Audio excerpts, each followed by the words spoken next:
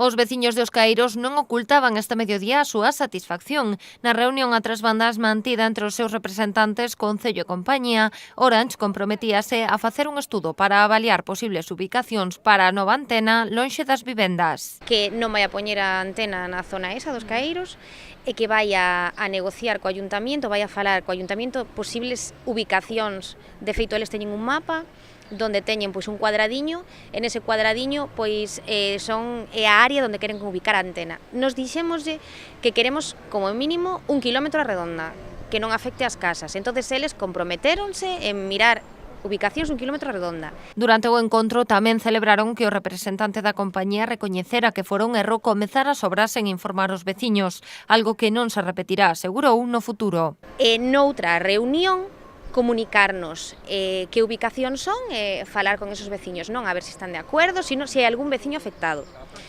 Entonces, tamén admitiron que foi un error pola súa parte construir antenas sin comunicarlle aos veciños, porque claro, que lle dixemos nós, si desde un principio eles nos dixeran que tiñan actitud conciliadora, que estaban dispostos a negociar cos veciños e co Ayuntamiento, non había que montar o revuelo. Outra das patas da reunión foron os representantes do Concello de Cambados. A alcaldesa celebrou o ton conciliador que marcou a reunión, aínda que recoñeceu que será difícil manter a petición d'1 kilómetro de radio de todas as vivendas. Evidentemente teñen que dar unha cobertura á súa compañía, unha cobertura para que a cal lle fai falta unha antena e que se tentaría buscar unha solución non solamente acorde cos veciños coas veciñas, senón tamén co propio Concello, non?